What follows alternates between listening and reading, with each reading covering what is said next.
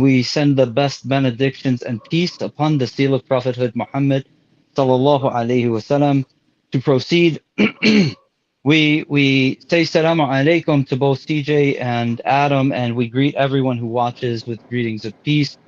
And today, what we want to talk about, and we'll see where the conversation goes, but we're going to be looking over chapter 19 and chapter 20 of Message to the White Man in America. And chapter 19 is on loving yourself, and chapter 20 is on understanding yourself. And a good way for us to begin, I'll just read the last three paragraphs of the 20th chapter, and we'll see where we go from there. Bismillah. It says, if we do not respect the reality that we all share in a white identity, how can we expect others to respect the diversity amongst us? We must understand ourselves as simultaneously a unified whole based upon European ancestry and diverse groupings based upon the many realities that divide us. Only when we can respect this dichotomy will others then also be able to recognize it. What should be clearly understood is whiteness itself is a mental construct which has historically been relative. Indeed, the legal usage of the term white to describe a people was not found until the 17th century America. It is a generic legal term placed upon us and accepted as a label. It is necessary for us to know who we are as a people and as diverse peoples. It is necessary for us to come to an understanding of ourselves. We are equal members of humanity, not superior, not inferior, except in our piety, acceptance, and adherence to the guidance of God Almighty. Those termed white have a very sordid history in this regard. But perhaps through knowledge and understanding of who we are, we will be able to correct that history as we move forward. And two of the things, well, maybe three things that really stand out to me here is that the very first thing that stands out is that we have to recognize that we're white, and that makes us a homogeneous whole. We are white, right? But within that whiteness, there is a great deal of diversity. So because yes, all of our skin happens to be white doesn't make us all the same, you know? And so that's the first thing that really stands out. The second thing that stands out to me is the fact that, really it's a matter of what can I say? It's not our whiteness does not separate us from the human family, and so we're all part of humanity. And the only thing that makes anyone, quote unquote, if we could say this, better than another people is really how upright we are, how devoted to God we are. And I think the last thing that really stands out to me myself as I read through that is that if we're not going to recognize that we're not all the same, but we have unifying aspects, then nobody else is going to realize this within us as well. And so I think that these three paragraphs was a good place to start. And if you guys want to share any thoughts or anything, and we could take it anywhere, because also I just want to say, though I didn't read anything from chapter 19, we're also going to be discussing the topics that are found in chapter 19, which is about loving ourselves as a people. Uh, yeah. Um, I mean, obviously, both of these chapters go together perfectly because you gotta, even forget what the 20th one is called, but loving yourself, like you can't understand yourself if you don't love yourself. And, yeah, there are differences, of course, amongst the white people in America that isn't recognized by others and even isn't sometimes recognized by ourselves, especially people who want to oppress other people by not lumping them in as white. They want all the white people to kind of be a whole. We are all white Americans, but we do have subtle differences. But there is a backbone that is the same. And which we also share, of course, with the African Americans because they're I'm going being to have to. American. Yeah. No, go on. I'm sorry.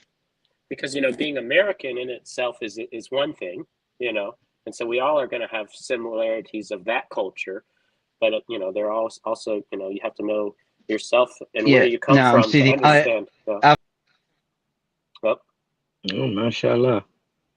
are we still live if he's gone? Oh, yeah, we are. Okay. Yeah, it says we're still live. That's what it All right. is. Oh, yeah.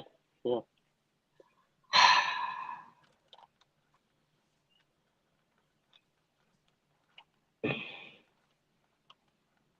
It's just there are similarities, Salam because we're all alaikum. Americans, Alaikum right? salam. So, but there are subtle differences, and if we don't recognize those in each other, then we're always all going to be lumped together as the white, which sometimes will always, just certain people will label us as racist just because we're white, or Mm. so if we don't learn about ourselves and love ourselves enough, then it's easy to lump us all together and just be like, well, the whitey's wrong, man. You know. No, CJ. Trying to formulate a thought here. I don't want to just go on a rant. Rant away, yeah. Yeah, and Yeah. it's just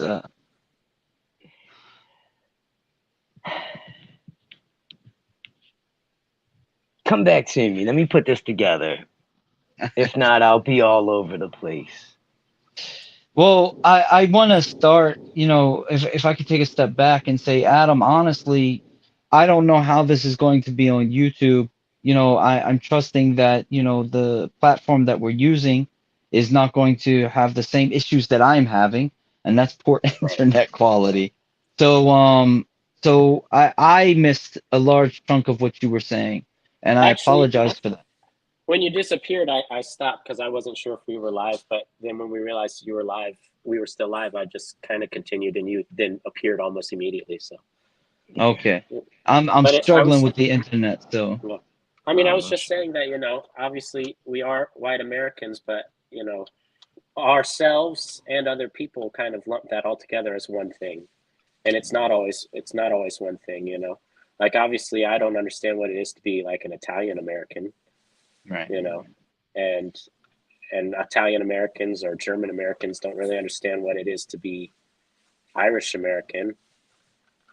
And even at some points in our history, like it mentions in the book, Irish people, German people, Italian people were not even allowed to be white. Right. Yeah, we were something Yeah. else, even And though our that's skin was that's white. Yeah. That's an incredibly important point, is that whiteness itself, the concept, because again, it is a legal concept, but it's also a social mental construct. What is whiteness?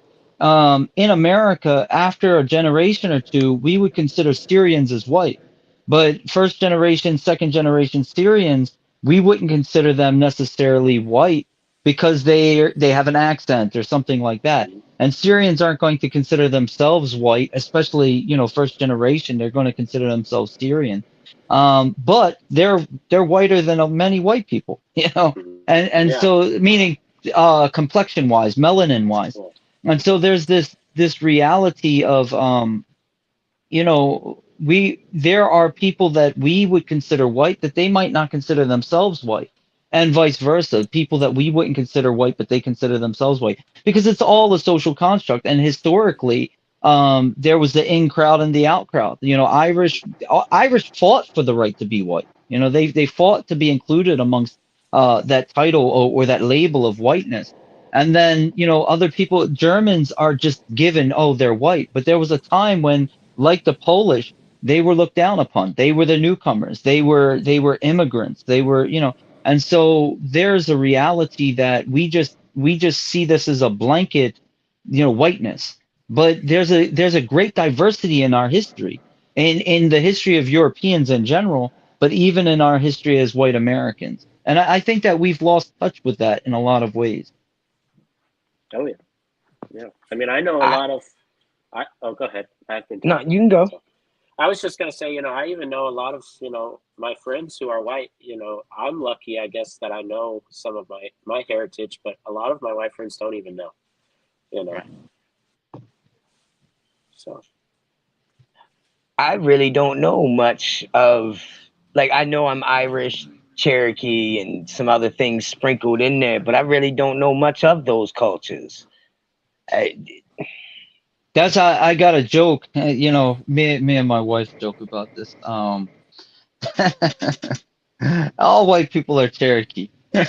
Oh yeah. um, You know, her father, my father-in-law, he swore he was Cherokee. This guy's, you know, he's truly white. Like you look at him and, you know, you don't see anything but, you know, an old white guy. And he swore, you know, his ancestors Cherokee and this and that. And my wife got her DNA test done and it came back, the whole pie was one color. It's like, no, you're Oh just man. European. That's it, right? And she didn't tell her father because she didn't want to upset him. And like maybe a month or two later, he got his done, didn't, and then he called, unrelated, and he called and he was like, "Guess what? I'm not really Cherokee." He was like, "Yeah, we know." But this is you know, there's everybody wanted to be connected to there's something there where we don't want to just be white, and I think that part of this is that label of being the oppressor. Whereas if we can claim ourselves to be from a First Nation tribe, then we can say, hey, I was also from the persecuted people or something like that, or my ancestors weren't that bad because they intermarried, whatever the case is. I don't know what the psychology is, but I think that, you know, there's this thing where all white people say, you know, oh, I'm not saying talking about you, CJ. I'm just talking Yeah, about in yeah, yeah. No, general. I You know, understand. I'm Cherokee. You know, as soon as somebody says I'm Cherokee, I'm like, okay, all right, sure, buddy. Yeah. But Well, the only reason I added in is because my grandfather claims to be 100% Cherokee. Well, claimed because he has since passed. But I didn't have a very good relationship with the man, so I just took his word. not. This is the thing is that, you know, and there are real Cherokees, of course, and one of the other things I Right. understand is that it was a Cherokee nation, so there was a lot of tribes under the Cherokee Nation, Yeah. Right. and we have our own tribes here in Maryland. There's indigenous tribes that were Maryland tribes, but anyway, you know, even my own ancestry. So I used to I grew up thinking that I was German, Irish, Greek. That's what I thought that I was, German, Irish, Greek. And then I got my own DNA done, and I found that there's no Irish. Like I can't find any. There's no Irish in my bloodline, and so I grew up thinking that I was. Oh, your great great grandmother married this. You know, no, they were all German, all of them. And that's the beauty of being able to take your DNA test. But also, I did my genealogy. You know, trace my genealogy, and so as best we can, because sometimes it's hard on the mother side because in our society the women take the husband's name, and so the family name, I mean, and so some she goes from, you know, for example, she'll go from a Kohler to a Rollin, and you think that, you know, you don't realize she's from the Kohler clan or something like this, and so you lose these things. My point being is that it's harder to track the female side of a family tree. However, you know, even in tracking the genealogy, the whole entire, all my whole family is German. You know, and so somebody said, "Oh no, we're German Irish." No, there's no Irish, and that's the thing is, if people don't know, we don't know, and many of us, we don't know where we come from. You know, we don't know beyond our grandparents where our family comes from, why they, when they came to this country, why they came to this country. We don't even know our own history, our own family history, and so we're cut off from our heritage in that way. It's a reality. And so, CJ, you know, I apologize. I Oh wasn't no, not attacking you, man. necessary. Not necessary. I already know. I'm kidding you. No, but this matter of, you know, knowing ourselves, knowing our families, and this is one of the reasons I did my genealogy, is because, well, one of the reasons is Islam, because Islam encourages us to know who our families are, to know our genealogy, to be able to track our family. But I wanted to be able to give that to my children, to give that, to pass that on, so they knew where they came from. And so, you know, this is why I did my genealogy. But like I said, many people, they don't know beyond their grandparents. You know, some people don't even know their grandparents. You know, they know their parents and they remember, they have a vague memory of their grandparents, but they don't remember their names necessarily. You know, so what about the great grandparents or the great great grandparents and so forth and so on? And so we have a disconnect from our own history. Yeah. I've always just considered myself an American mutt. Mm. Yeah. And which, I mean, that is something that we all are to a certain extent, you know. Yeah, I don't that's there are very few of us that can claim like a pure one country bloodline, So Right. that's why I go back to that whole position that the only people that can call themselves actually white is American.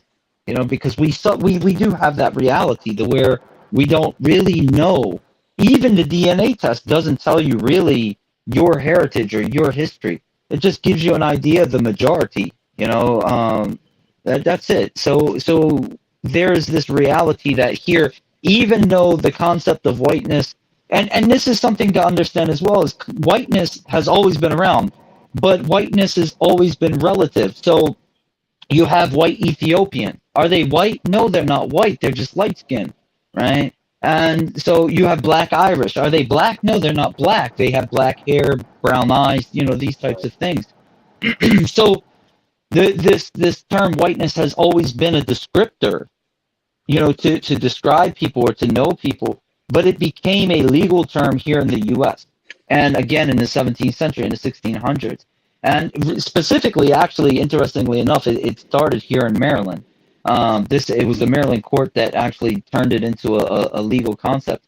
But this it really fits us here in America because we just have that disconnect. And I think that somebody could say, well, aren't we just American? Aren't we just American? Well, why do we say Asian American? Why do we say Hispanic American or African American? Why do we say that? But we're just American, right? That's pretty privileged, you know. yeah. So there's this reality there that alhamdulillah, it's beneficial to acknowledge. No. Well, I also think. Oh, go ahead. I was just going to say, personally, I don't refer to people as like Asian American, African American, none of that. Unless you just immigrated here yourself, you're an American. That's it. Know where you came from, but you're an American. That's true. But Is your loyalties going to lie with another nation? No, Now, so I understand your point with going back, knowing, it's good to know your heritage and know your history.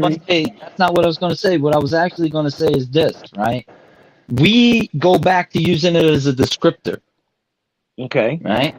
So, for example, we're all Americans, but you would say that black dude over there, right? The light-skinned brother, right? That white guy up there, right? So you will, you're not going to say the African American over there or the American over there. You're not even going to bring up that they're American. You're just going to say the black guy. I'm just going to describe them as a person, dude with the big fluffy hair or yo up there with the glasses. However you're going to say it, right? Right. And that's the point is that we're not just going. Yes, we're all just American, but we still have these descriptors. Yeah. You can shrug. See, don't play games. I know you. Adam, I'm sorry. What was you going to say, man? Oh, I just agreed with you. I just said that's right. Yeah. Oh, okay. You was going to say something before CJ spoke. Lost track. Yeah, I lost it. It's all right though. Now, obviously, it's important. So, alhamdulillah. It is, and one of the things that we're doing is that we're addressing a homogenous whole that's not a homogenous whole. When we say, for example, message to the white man in America, there's and we'll talk more about this as we work through the book. First and foremost, again, this is the name of the book, but we're addressing everybody. We all know that. We're all mature enough to know that. Alhamdulillah. But everybody ain't the same.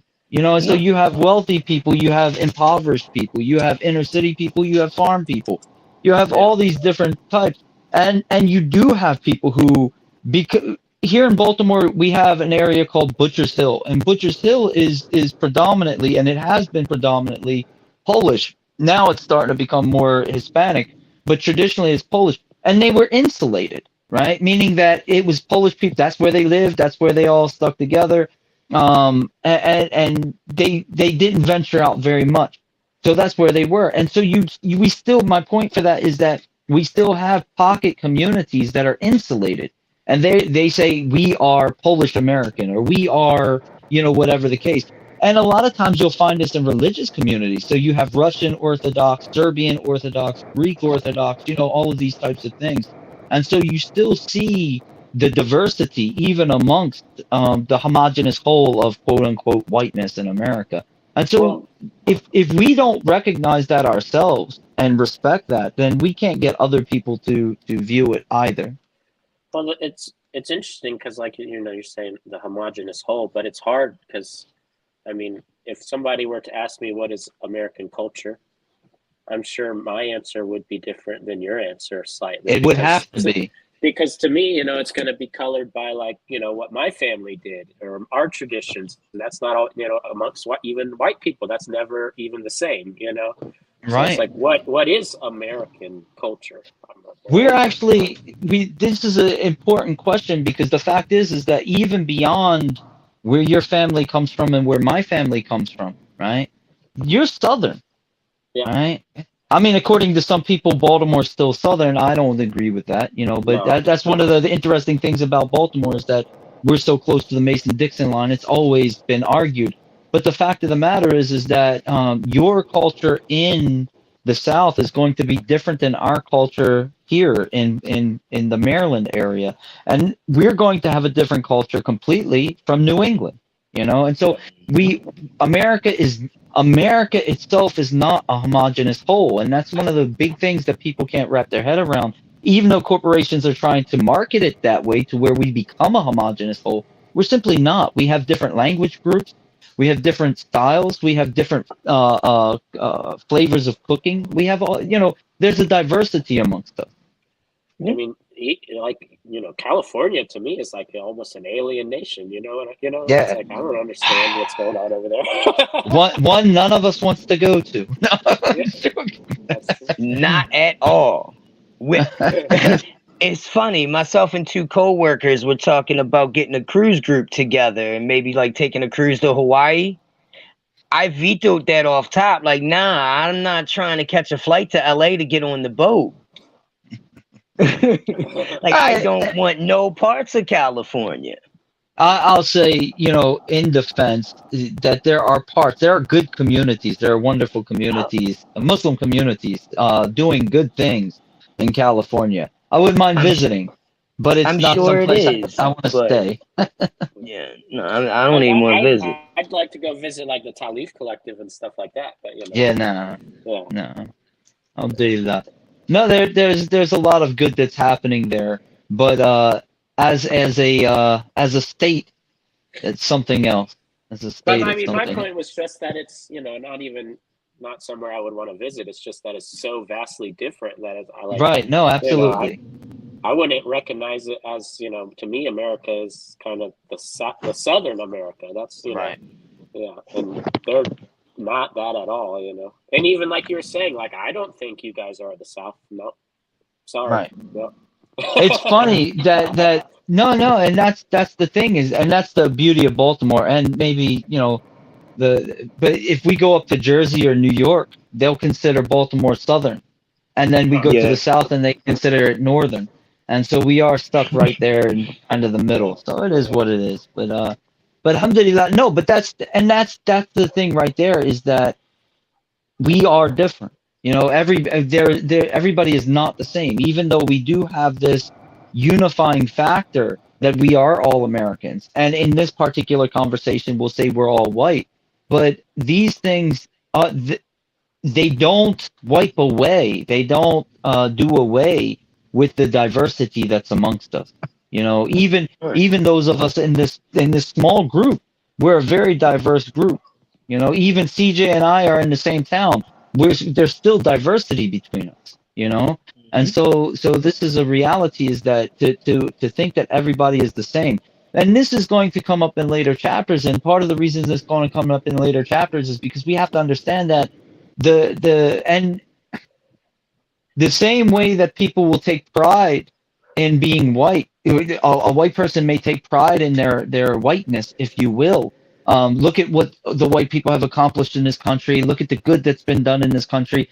There's other people that will say, look at the evil that was done in this country. Look at the destruction that was done in this country, the genocide and so you'll have people that look at the same group and see two sides. But as white folk in America, we have to acknowledge the good and the bad. We can't take part. Oh, I only accept the good and I ignore the bad, or oh, I only attack the bad and I forget about the good. No, all of that. We have to be people who we acknowledge both sides, both sides. So, Yeah, absolutely. But we're not the only ones in that equation there. Every no, of race course has not. performed every atrocity that our ancestors performed for a variety of reasons. So, Alhamdulillah. I don't. My thing is that you're right for people who want to blame, right? For people who right, want to blame, but I'm saying from our own point of view, from our own perspective, we have right. to acknowledge the good and the bad. To move Yeah, forward, we have to acknowledge both.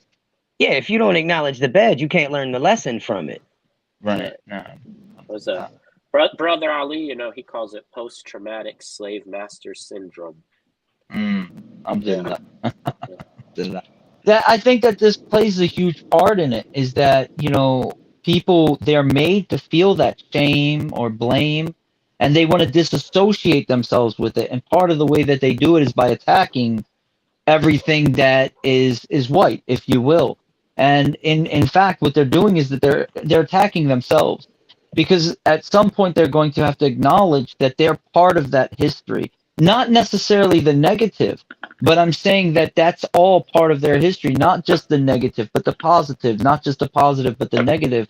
And that's the thing, is that we have to, going back to chapter 19, really, is that we have to realize that we in order to connect to our heritage, in order to come and understand who we are, we have to recognize the good of it and the bad of it. And loving yourself isn't just flowers and fluff, it's also critical love, recognizing when something is wrong and saying, yeah, no, I am a white guy, I am from America, this is who I am, God created me this way, and I'm cool with that.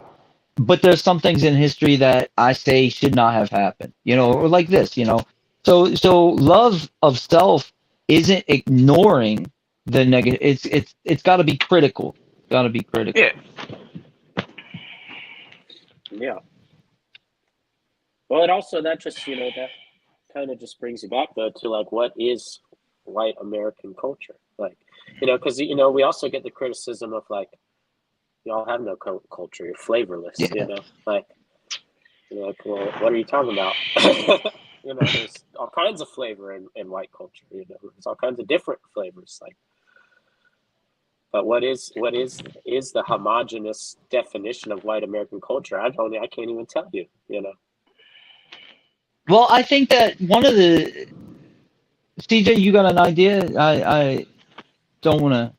No, you're good. So, no, one of the things is culture is really a manifestation of ideas, right? And so, whether that be in art, whether that be cooking, clothes, all of these things that we generally talk about. But I think that if we really want to know American culture, one of the problems I believe is that American culture is no longer being taught in schools. And so there's an abandonment of culture, or a corruption of culture.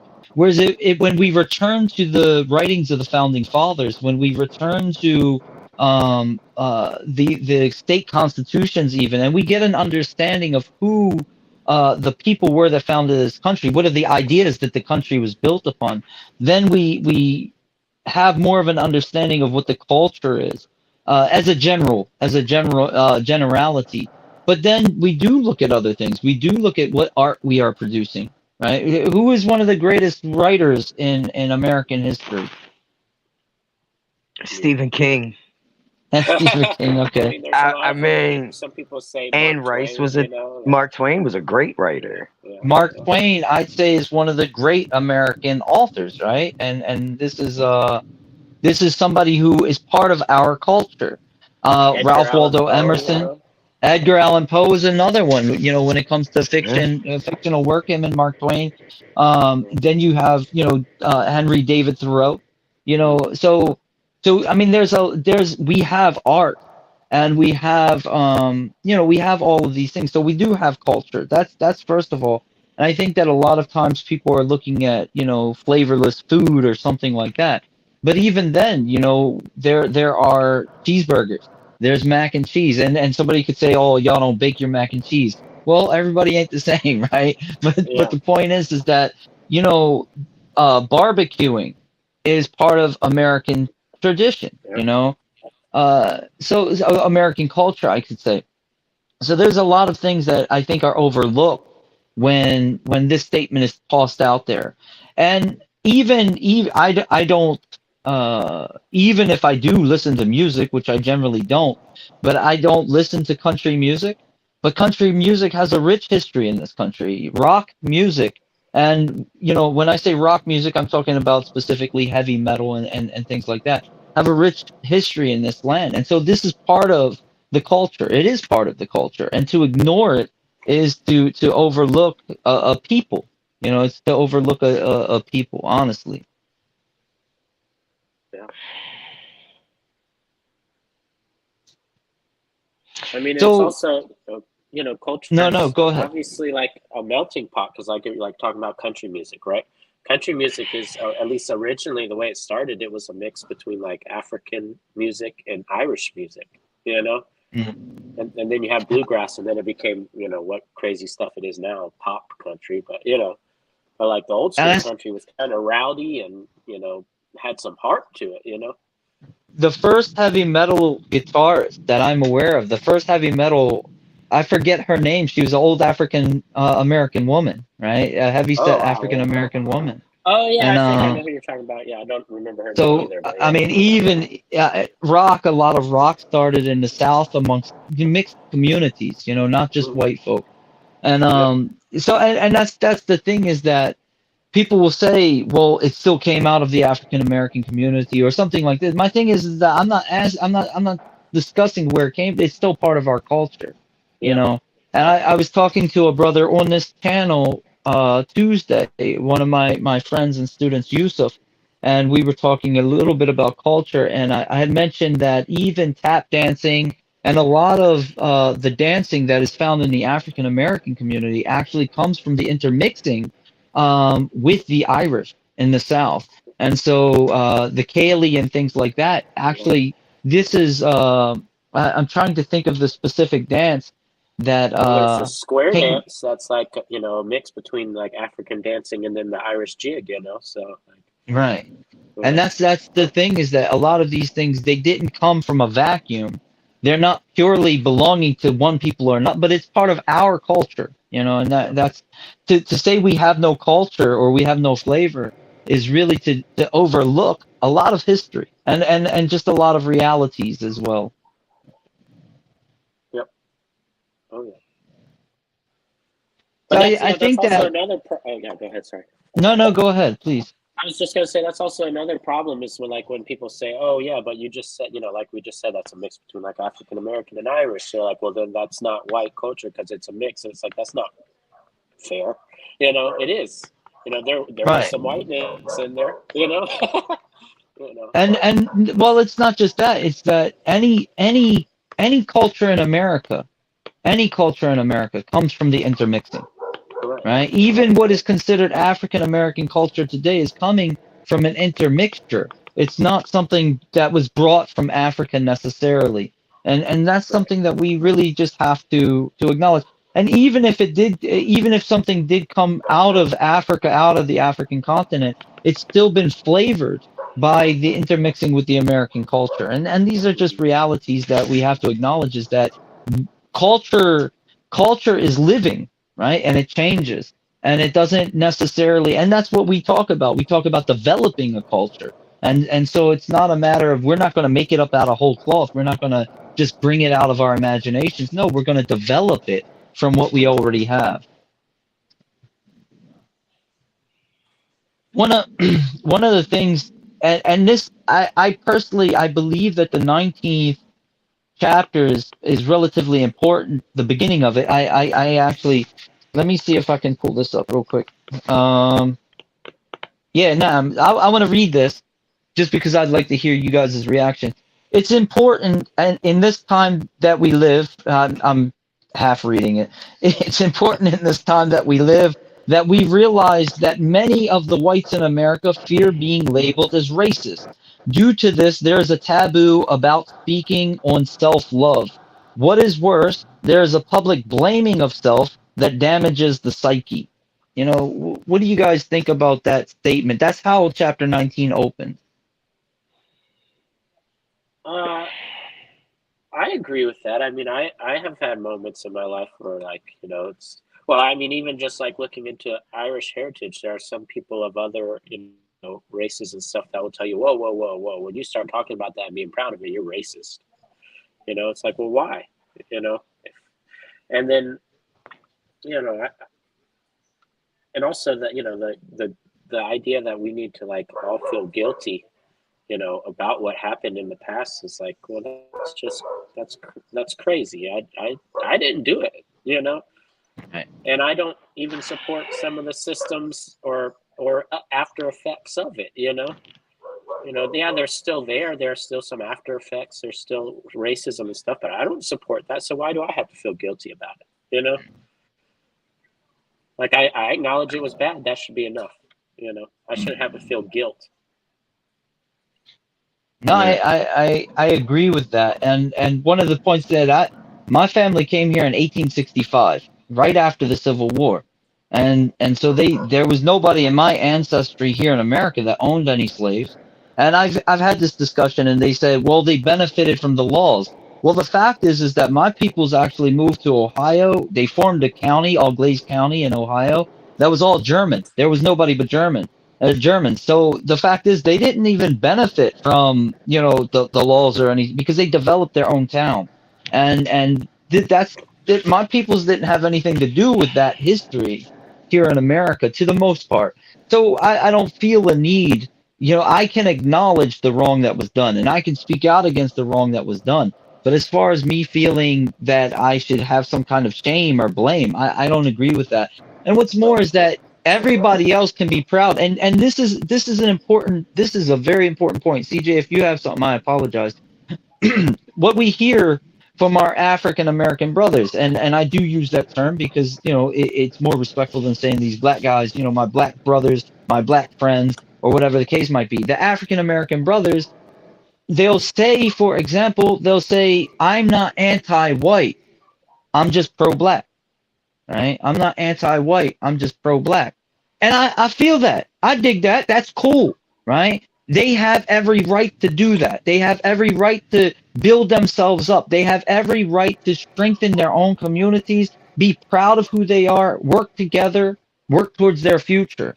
But what I'm saying here is that if it's true for one group, it should be equally true for another group that says, for example, I'm not anti-black, but I am pro-white, right? Now, saying that is deemed as racist right off the top. That's racist. But why is it racist for a white person to say, I want to go buy from a white-owned store, right? I want to buy from a white-owned store. Why is that racist? But if somebody said, I only buy from black-owned businesses, that's not racist. Identity politics. Yeah. It's a way to separate us and get us to argue with each other. It's a way to put us at each other's throats, show discontent so that we don't unite and get these swamp rats out of these political power seats. Yeah. That's just my opinion. Yeah. It keeps us divided. Yeah. Yeah. And that is the most important statement. It keeps us divided, right? So the argument would go, African Americans are struggling, right? Still after slavery, after the civil rights movement, all of that, their communities are still struggling. And so they need to do this, pull this together, pull their money together, pull their resources together, strengthen one another so they become a powerful bloc. White people have been the majority. They don't need that, right? Now this is my thing. My thing is that when we think that way, ultimately we're playing their game of dividing ourselves. We're playing the game of dividing ourselves. When we just run businesses and we have good business ethics and we do the right thing because it's the right thing, our businesses will flourish. And we don't have to say white owned, black owned, Hispanic owned, only speak Spanish, or whatever the case might be. We actually generate income. We become successful businesses because we diversify within the community itself. And this is my opinion. Somebody could argue with me. It's okay. I'm not an economist, but this is my observation. I kind of agree with that. Like, we should be spending our money with every business that we support. You know what I mean? Or better yet, businesses that we just don't have any issue with.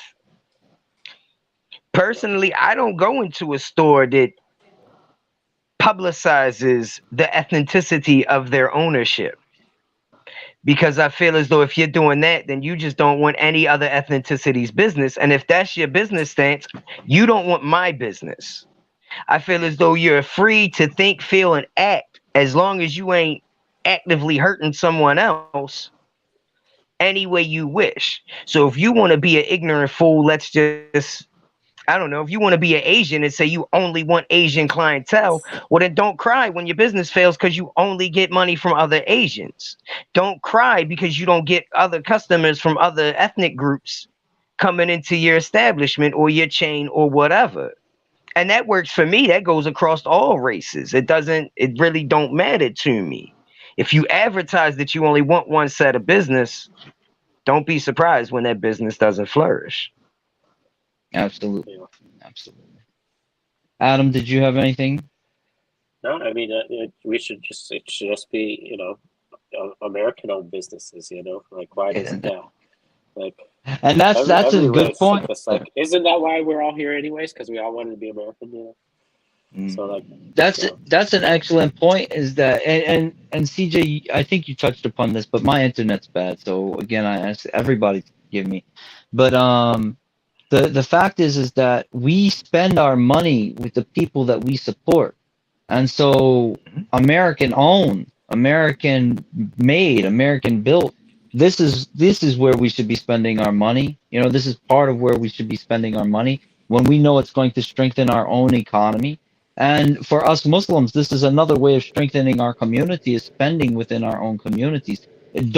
I'll give you an example. I won't buy a product that is made in Israel. I try my best to make sure I don't buy from companies that are Israeli owned, because I don't want my money strengthening their economy. And so we use our money. Our money is one of the ways that we vote. And so we have to realize that as well. It might even be the most powerful way we vote, honestly. Like, yeah. The almighty dollar. I'm sorry. Could you say that one more time, man? I just said it might honestly really be the most powerful way we vote. That almighty dollar. Yeah, nah. Really yeah. Mm-hmm. So I'm actually well, we got time, but I wanna ask you guys a question that's been asked of me. And it's actually in the preface of this book a little bit. Yusuf, he had mentioned and he's the one who edited or proofread it for me.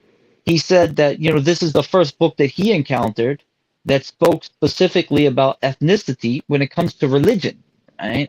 And I had people say to me, "Is there any place to talk about race when you're talking about religion?" And my own response to that was, first and foremost, of course, and again, I say this and you guys know this already, there's no racism in these discussions or in this work. And anything that needs to be checked immediately, But one of the things that I would say is that God himself indicates, first and foremost, we know God made us into nations and tribes so that we can know one another. But there's also a surah, a chapter in the Quran called Surah Rum, the chapter of the Roman. And the Prophet ﷺ, he spoke about different tribes, and he also spoke about, for example, the Persian, right, in a positive light. But the thing here is that it's not a matter of superiority or inferiority. It's not racism, but there's an acknowledgement of race in these discussions. So that's how I speak about it. But I'll pose the question to you guys. What are your thoughts on that question of is there any room to talk about race when in matters of religion? Yeah. I mean, as long as you're not using the religion to, like you said, hold up one race over another, of course there is, Like, what would, if there wasn't, then why would we have been made that way? Of course we have to talk about differences in the races, and part of, at least in Islam, the religion part of it is to kind of heal from that hatred that, of course, humans bring to having those races. So it heals the heart to talk about it and to think about it and to acknowledge it and move on from it. So if you're using it to hold up a race better than the other, then you're doing it wrong. But if you're also using religion to just ignore that there are differences in races, then you're also not healing from any of the stupid human pitfalls all the races have made over the years about hating others. And what's the point if we're not all healing our hearts? What's the point? CJ? Yeah, I mean, there's room for it, but like you guys both said, it you have to use it the correct way, and if you're not, then you need to be called out on it. It's in the Quran, one of the beautiful things is we're told that the different races and languages, the different hues, the different skin tones and languages are signs from amongst the signs of God. And this idea of we don't see race, or there is no race, or something like this, or there is no, I think that's a disservice to the gloriousness of God, the glory of God, honestly. I It's agree. a question that comes up when we do projects like this, especially in relation to the book. And I'll say that, yeah, I've said this before, I'll say it again. You know, everyone who has read this book, the only people rather who have ever said anything negative about the book, period, across the board, has been white folk. Right? The Yusuf, he's an African American. He helped proofread it. He loves the book. You know, there's other people, you know, African Americans, mentors of mine, and other than that, that I got to read it to give me feedback before I published it. They loved it. Well, that's And just a across the board, reflection of the white self-hatred. It's like, yeah, oh, we can't talk about that because then, I'm scared I'll be labeled racist. I mean, I even said it, sometimes when I read the book in public with that upside down flag and like just the title, I was like, I wonder what that person next to me is thinking. yeah. Yeah. Like here, read it. Yeah, right. Yeah. That's no. I think that that really goes back to again just the topic of the day, is that concern that I don't want to be called a racist. I don't want to be lumped into that group, and so we put up these barriers. You know, you'll see. I mean, maybe you don't see it because there's not many of us in a given community, but you'll see a white Muslim, two white Muslims in a masjid, and they'll check each other out, but they don't actually approach one another, right? So they'll notice one another from afar, but there's no, hey, salam alaikum, how are you, brother? You know, there's no building that network between them because it's almost like they're afraid to form a clique, if you will. Well, something I wonder about, and this might be off topic at all, but like, obviously, so in the Quran, when it talks about, or in Hadith and stuff, when it's talking about like a black person or a darker person, and when it talks about a white person, they weren't even talking about white like it's you and me. A white Right. person was a lighter skinned Arab, and when they would talk about somebody like you or me, it was a red person because of the Right. undertone of our skin, right? And so, I have wondered, like, like in Christianity, right? That has traditionally, at least in America, been the religion that's used to like uphold the white people as better. Like in the Bible, if it mentions white people or something, who were they who was the Bible actually talking about when it talked about white people? Or it probably was talking more about lighter skinned Middle Eastern people. And Right. yet here we are in America using it to say, oh, see, white people are better. Right. And they'll say that blackness of skin is the mark of Ham, right? The mark of the curse upon the son of Noah. And so they literally use the Bible to oppress a people. It's really, this is the wrong way, right? And the reason I laughed when you said that we would be read, right? Like in the discussion, the reason I laughed, because the word honky, right? This insult honky, right? Do you know where it comes from? I do not. It actually comes Europe, from I don't know. it's a I forget the exact language, but it's a West African word, honknop, right? Honknop. Huh. And what it means is red ear. Because when the Europeans came, because of the heat, their ears became red. Yeah. And so they called them honknops, right? And that came to America as honky. So that's actually where it comes from. And and even this term redneck, but redneck is an interesting term because redneck is used as an insult, and it's generally I think that most people misuse it as an insult because they just think that it's a country person or something like that. But redneck actually, as an insult, it meant an ignorant person, somebody that didn't go to college, somebody that didn't learn. But it's not actually an insult. It's really a hardworking person, somebody who's in the field, so their neck becomes red from their work, from their hard work. And so it's actually something. Like, it's used as an insult by everybody but those who are actually rednecks. Like, I've been called a redneck, and I have done, hard labor out in the sun. And it's like that to me. I'm not, you called me a redneck. I know you might mean it as an insult, but I'm like, well, yeah, I am. Like, what are you talking about? It's something that is dignified, is noble. You work with your hands. Right. It's basically calling somebody blue collar. Yeah, no, that's I mean, and where I come from, calling somebody blue collar is an insult too, right? So that's depending on laws. But that's it's the redness is why I brought this up. Because it's interesting that a lot of times people don't realize that the white folk of Europe would be considered red-skinned because of the complexion change in these bright conditions, in the sun conditions. And a lot of times we alhamdulillah, it's just, again, it goes back to that whole social construct. Whiteness is a construct. It's not a reality. And in fact, we could just say none of us are actually white. CJ's Kufi is white. None of us is actually white. Agree. We are Caucasian. Redskins, well, hold on now. Adam is a Caucasian. I'm not a Caucasian. Yeah. Caucasian? No. Yeah, no. It comes from exactly. Yeah, Dagestan, Georgia. Georgia. But I was gonna say, the Redskins, the Washington Redskins, man, they didn't need to change their name. They just need to change their marketing. Then, their mascot. Yeah, they should just be like, we're talking about white people. We're talking about.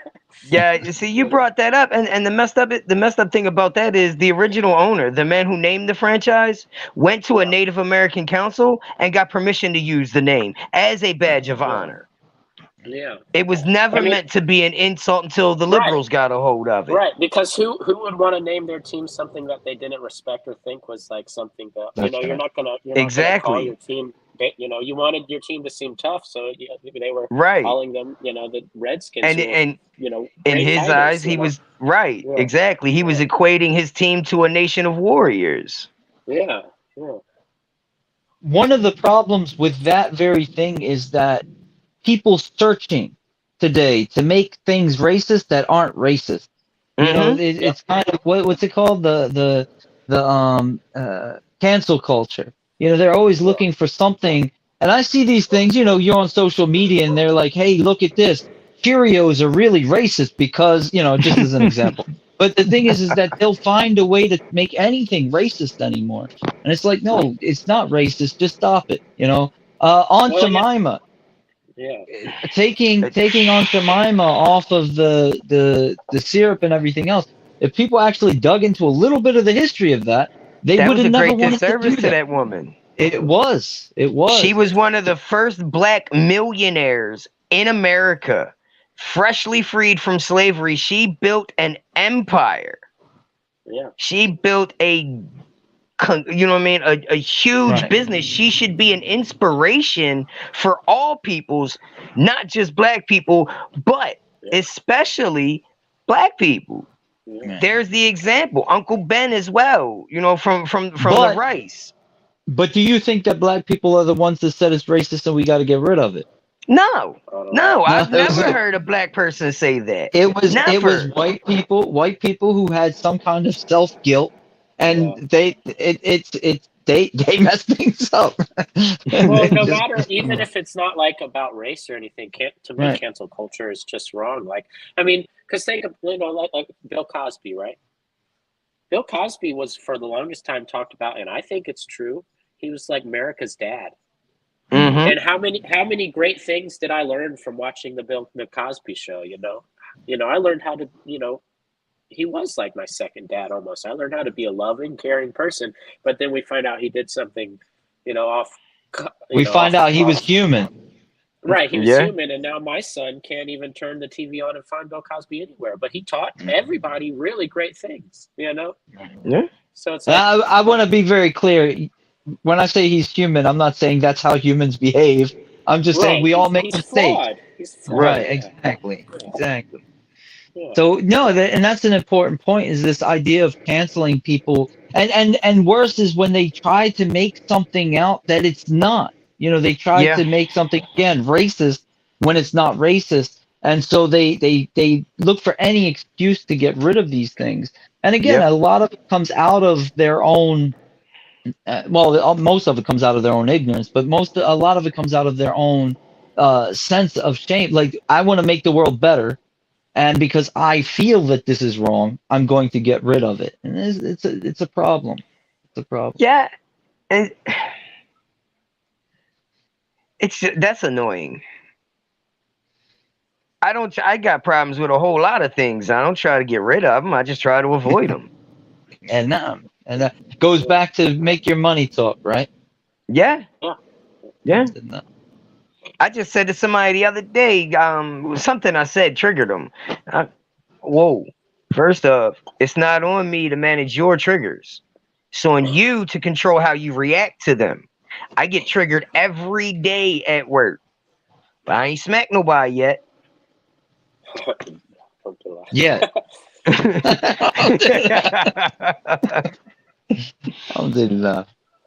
No, that's a good point, man. It really is a good point, is that we have to really manage how we behave with things that we're not comfortable with, and Right. not get rid of that discomfort necessarily, especially not societally, but really navigate how we interact with it. Well, Right. how do you grow? How do you even grow without having discomfort? You can't grow if you're not Yeah, uncomfortable. you're right. If everything just stays the same and it's comfortable, then you're never going to have a reason to change or grow or be better. So Alhamdulillah. I think that, because I do have to start wrapping it up because of my own schedule, inshallah. I want to go back to this idea that, we're, as white people in America, we're not just equal members of society, meaning that we're not superior to any other people, nor are we inferior to any other people. But we read in the Quran, "Inna akramakum indallahi atqakum." Indeed, the most noble of you with Allah is the most pious. I'll translate that word as pious. So the most noble of you before God is the most pious. And for us, piety is going to have two sides. The first side is, how are we with God? How are we with God? And then the second side is, how are we with our fellow man? And I'll mention this from time to time, that's really what Islam is all about, is what is our relationship with God? What is our relationship with our fellow man? And any Christian, anybody who comes from a Christian background, should recognize that this is the true message of all the prophets. As Jesus himself, when he was on trial, he said the greatest commandment is to love God with all your heart, mind, and soul. And the second greatest commandment is to love for your neighbor what you love for yourself. That for us, that's what true piety is. That's what true piety is. And so the more a person manifests that, the more a person lives that in their life, the more noble they are in the sight of God. It's not an outward form. It's not the outward form because God created that. We don't have control over that. But rather, it's how we present ourselves to the world. Mm-hmm. Yeah. With that, we'll start. I'll say, CJ, because you're to the right of me on the screen. Do you have anything, any closing thoughts about, again, we're talking about self-love. We're talking about coming to know ourselves, our history, our heritage, these types of things. Do you have anything that you'd like to close with? Definitely dig into and do the research, find out your heritage. There's nothing wrong with it. You know what I mean? It might make you realize some things that you didn't know before, teach you some lessons that you may not have learned any other way. Just don't try to push it like you're better than someone for a racial reason. It don't work. Yeah. I agree with that. I think, if you want to do the research, if you can do the research, you can find out where your family's from. Great, awesome. But also, if you can't, don't drink the Kool-Aid and buy into the self-hatred just because you're white. Agreed. You're a modern person, unless you yourself are, part of a group that is doing some racist stuff. Don't let people make you feel like you should feel guilty about being white. Unless you're actively doing something that you should feel guilty about. No, absolutely. Right. No, and I'll close with this reminder, and I think that, again, this is what all our efforts are about, is that God doesn't look at our outward forms. He looks at, hey, God created us the way he wanted us to be. And so he created the African as the African. He created the Asian as the Asian, the South American as the South American. First Nation is First Nation. The white European or those descendants of them, that's how he created us. And so the reality is he's not looking at our outward form, something we have no control over, but rather he is looking at how are we with relation to his guidance, with relation to his message, and with relation to our fellow man. And ultimately, don't allow your ethnicity, your ancestral biology get in the way of you investigating what is the guidance from God, what is the truth from God, and accepting it once you find that it's here and it's laid out for us in Islam if we were just open to accepting it. With that said, anybody want to say anything else before I close? I thank both of you for joining me again, and I thank the audience for joining us. And anybody who watches this, you can join in the conversation in the comments section. I believe all of us check it from time to time, and we'll get notifications. So if there's anything that you want to say, add, argue about, join us in the comments. That's what they're there for. And having said that, peace be with everyone. Subhana rabbika rabbil izzati amma yasifun wa salamun ala al-mursalin. Alhamdulillahi rabbil alamin. Assalamu alaikum. Peace be with you all. So